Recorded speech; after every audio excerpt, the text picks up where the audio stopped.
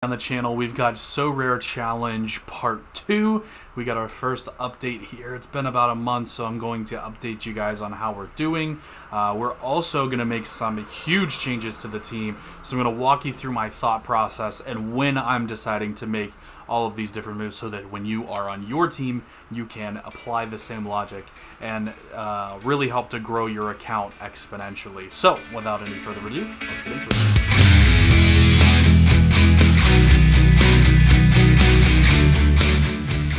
Welcome into another video on the channel. Today we have the first update on the Sorare Challenge for you guys. We're about 25 days into this thing, haven't even quite hit a month yet, and we are getting close to double our money already. So you can see right up here at the top, we started with 0.194, which is $500 at the time.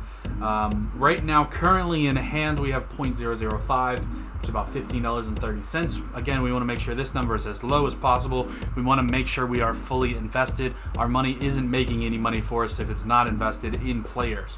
And then this is kind of a measure of where we currently are right now.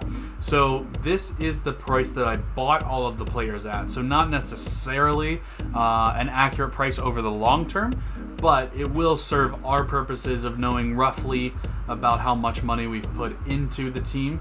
And as you can see, most of these players I bought, in the last couple of days here. So these prices are all fairly accurate. So we have racked up about $920 so far out of our initial $500 starting budget. So a great start to the challenge.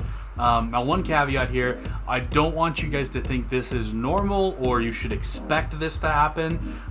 We got a little bit lucky. We did hit two prizes down here, which obviously helps, but a lot of our trades actually happened to work out. We got them at pretty low prices and we just happened to be able to sell them on in a couple of days for a decent profit.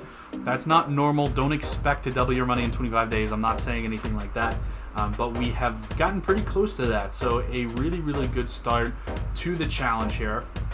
Now, as far as where we are right now, we could kind of have taken it in a couple of different directions. So in the last couple of days here, I sold off Gonzalez Perez.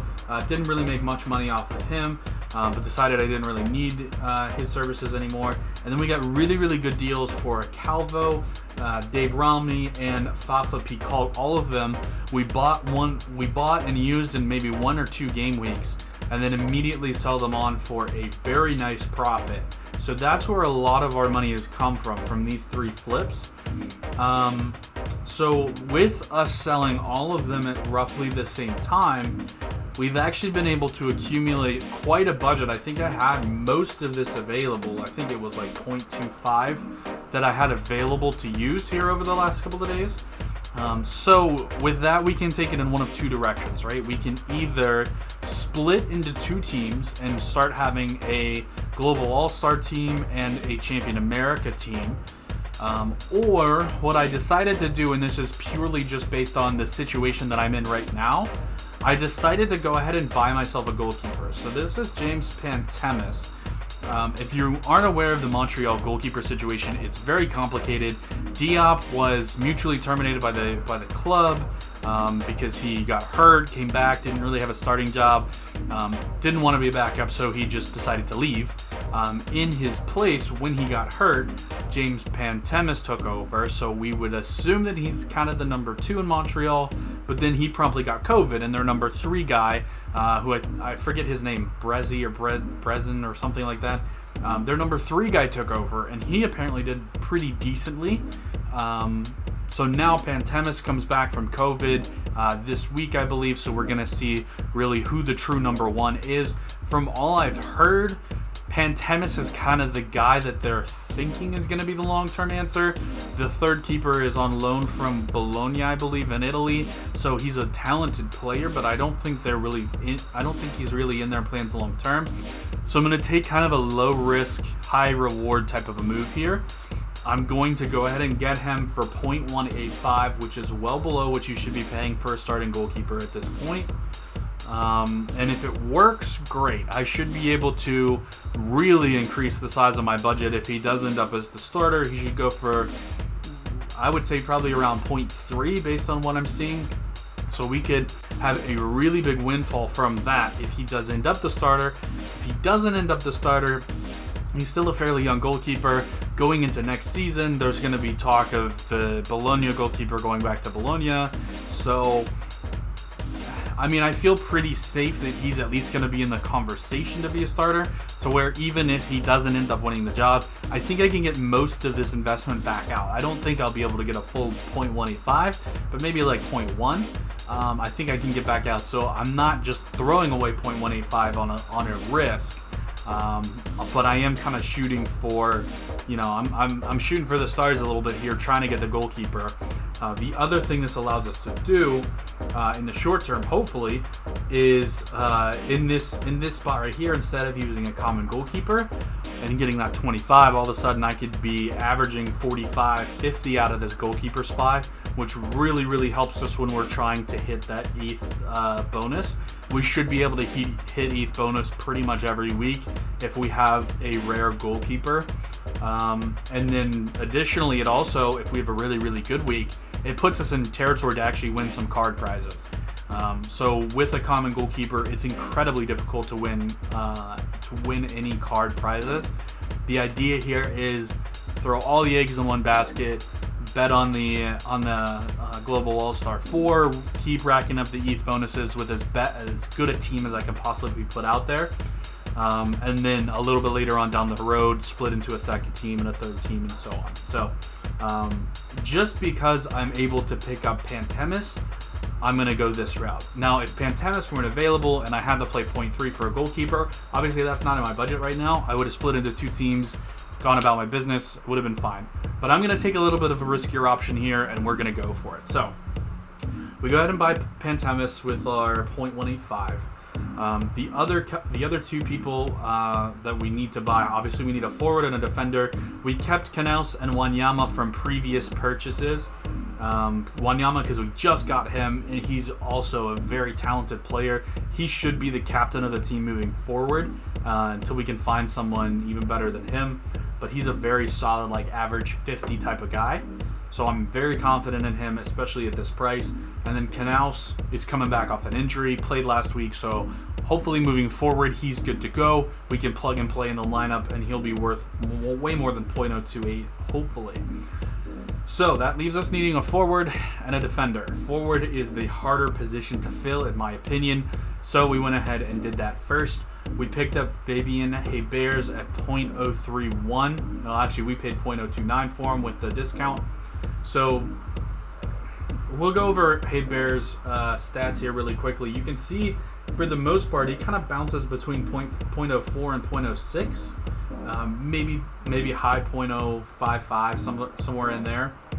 Right now he's at 0.031. This is just flat out too cheap for a forward who's going to play every game.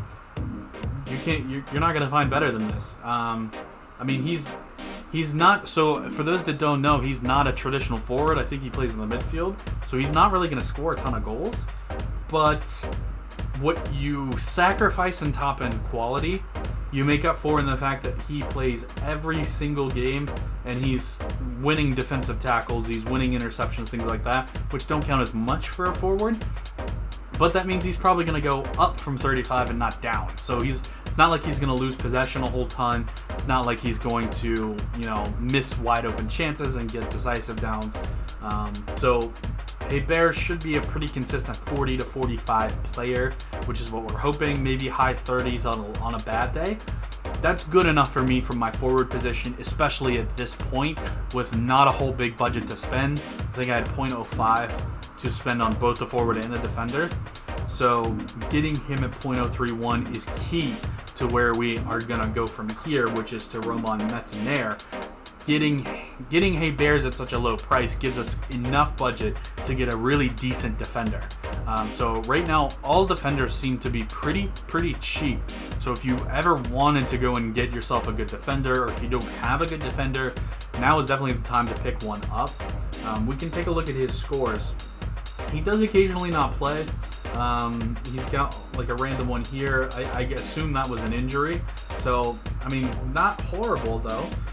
And you can see when he does play, he's pretty much always going up.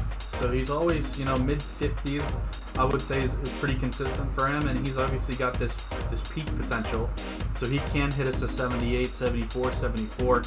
I mean, I'm really happy with that at .019. I think a lot of weeks he's going to get me an average 50, which is beyond my wildest dreams if I have a red goalkeeper or a rare goalkeeper. I'm perfectly happy with this. I should be averaging roughly, so to hit the bottom threshold, we need to average, I believe it's 41, and to hit the top threshold, we need to average, 45, and then to hit the top threshold, we need to average 50. So he's going to be dead on average, and with the, with the .05, with the 5% boost, he might even be a little bit above that. So happy to get him at such a low price. One good week pays for him entirely, so I'm thrilled with that. So that's kind of where we are at the moment here. We're going to bring this back out.